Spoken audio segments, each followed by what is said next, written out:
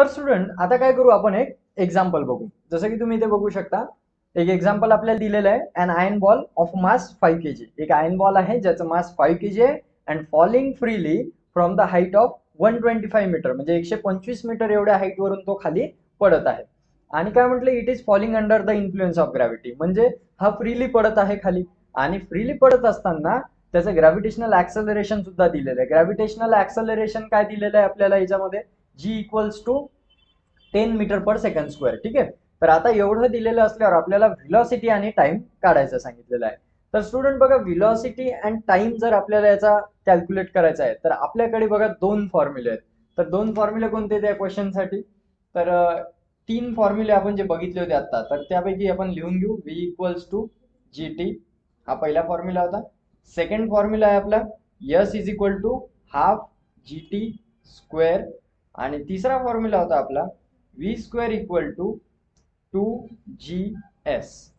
असे तीन फॉर्म्युले होते आपल्याकडे. तर आता इथे आपल्याला जे दिलेलं आहे, पहिले आता ते गिवन लिहून घेऊ. त्या गिवनच्या अकॉर्डिंग आपल्याला कोणता फॉर्म्युला यूज करायचा आहे आपण ते बघू. तर बघा, सगळ्यात अगोदर आपल्याला मास दिलेलं आहे m equals to 5 kg. So आता मास बघा, इथे फक्त आपल्याला कन्फ्युजन क्रिएट करण्यासाठी मासची व्हॅल्यू दिलेली आहे. मासच्या व्हॅल्यूची काहीच आवश्यकता नाही याच्यामध्ये, कारण इथे m कुठेच नाहीये. त्यानंतर आपल्याला जी ची व्हॅल्यू दिलेली आहे 10 मीटर पर सेकंड स्क्वेअर. त्यानंतर बघा, आता ही जी ची व्हॅल्यू दिली, त्यानंतर टाइम आपल्याला काढायचा आहे, व्हेलॉसिटी काढायची आहे. तर आता इथे फक्त आपल्याला एस ची व्हॅल्यू दिलेली आहे. S means the height, distance. तर ते आपल्याला दिले 125 मीटर, राईट. तर हे आपल्याला एस ची व्हॅल्यू म्हणजेच आपल्याला हाईट, डिस्टन्स हे दिलेलं आहे. तर आता तीनच्या अकॉर्डिंग बघा, जी ची व्हॅल्यू माहित आहे, एस ची माहित आहे, तुम्हाला व्ही ची व्हॅल्यू काढायची आहे आणि टी ची व्हॅल्यू सुद्धा काढायची आहे. तर जर आपण इथे बघितलं तर आता इथे बघा, फर्स्ट इक्वेशन आपल्याला दिलेलं आहे. इथे व्ही आणि टी काढायचे दोन्ही आहेत फर्स्ट इक्वेशन मध्ये. पण आता इथे आपण फक्त जी ची व्हॅल्यू माहित आहे, तर एका व्हॅल्यूवरून दोन व्हॅल्यू नाही काढू शकत आपण. आपल्याला कमीत कमी दोन व्हॅल्यू माहित पाहिजे. याच्यातल्या जर दोन व्हॅल्यू माहित असत्या तर आपण व्हेलॉसिटी काढू शकलो असतो. म्हणून सगळ्यात पहिले आपल्याला काय करावं लागेल, टी ची व्हॅल्यू काढावी लागेल.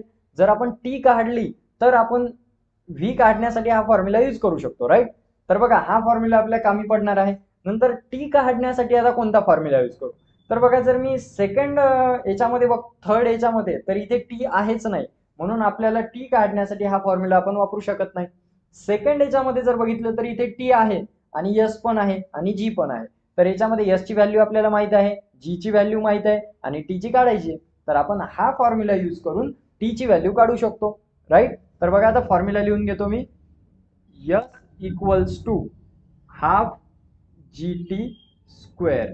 तर बघा, एस ची व्हॅल्यू माहिती आहे आपल्याला 125 आपल्याला दिलेली आहे 125 मीटर क्वेश्चन मध्ये. 1/2 ॲज इट इज. जी ची व्हॅल्यू आपल्याला दिलेली आहे 10 आणि टी स्क्वेअर आपल्याला काढायचा आहे, म्हणजे टी टाइम जो आहे तो काढायचा आहे. तर बघा, इथे 2 1 जा 2 आणि 2 5 जा 10. सो सिम्पली हा 5 मल्टिप्लाय मध्ये आहे. इकडे हे बघा, मी इक्वेशन लिहून घेतो. 125 इक्वल टू 5 टी स्क्वेअर असं बनते. आता आपल्याला टी ची व्हॅल्यू पाहिजे, सो हा 5 मल्टिप्लायला इकडे डिवाइड मध्ये जाईल, म्हणजे T square equal to 125 divide by 5, right. तर आता बघा, टी स्क्वेअर इक्वल्स टू, आता इथे 5 ने जर डिवाइड केलं तर आन्सर येते 25. हे तुम्ही करून बघा, 5 ने डिवाइड जर केलं तर आन्सर 25 येणार. तर आपल्याला टी ची व्हॅल्यू पाहिजे, टी स्क्वेअर नाही पाहिजे. सो याचा आपण स्क्वेअर रूट घेणार 25चं आणि टी ची व्हॅल्यू आपल्याला मिळते 5 सेकंड. टाइम जो आहे आपण सेकंड मध्ये मेजर करतो. तर अशा प्रकारे आपण टी ची व्हॅल्यू काढली. आता बघा, टाइम आपल्याला मिळालेला आहे, म्हणजे आपल्याला टाइमची व्हॅल्यू 5 सेकंड ही मिळाली. आता व्ही काढायचा आहे. व्ही काढण्यासाठी आपण पहिलेच बोललो, आता टाइम माहित झाला, जी ची व्हॅल्यू टाकू शकतो आणि व्ही काढू शकतो. सो फर्स्ट फॉर्म्युला आपण आता इथे यूज करणार, न्यूटन्स इक्वेशन ऑफ मोशनचा फर्स्ट इक्वेशन. सो यामध्ये v equals to G t किंवा v equals to u plus a t घेतलं तरी तेच उत्तर येणार. तर आता व्ही इक्वल्स टू जी ची व्हॅल्यू आहे 10 मल्टिप्लाय बाय टाइम आहे 5. सो व्ही इक्वल टू 10 5 जा 50 मीटर पर सेकंड. तर ही झाली तुमची व्हेलॉसिटी आयर्न बॉलची. सो सिम्पली आपण म्हणू शकतो, द आयर्न बॉल जो 5 kgचा आहे, क्वेश्चन मध्ये आपल्याला दिलेला आहे आणि 125 मीटर हाईट वरून पडत आहे, तर तेव्हा पडताना त्याची जी व्हेलॉसिटी आहे ती आहे 50 मीटर पर सेकंड आणि त्याला पडण्यासाठी जो टाइम लागणार आहे तो आहे 5 सेकंड्स. तर अशा प्रकारे आपण या फॉर्म्युलाचा यूज करून फ्री फॉलचे प्रॉब्लेम्स इझिली सोडवू शकतो. तर सिमिलरली अशाच प्रकारचे प्रॉब्लेम्स तुम्हाला क्वेश्चन पेपर मध्ये सुद्धा येतील. तर तुम्हाला फक्त गिवन लिहायचं आहे आणि गिवन वरून तुम्ही व्हेरीफाय करू शकता की कुठला फॉर्म्युला आपल्याला लागणार आहे. तर जसं आपण इथे बघितलं होतं हे दोन फॉर्म्युले, जो कामीचा नाही आपण तो घेतला नाही. तर असं तुम्हाला बघायचंय. यासाठी अजून काही प्रॉब्लेम्स आपण बघणार आहोत समोर.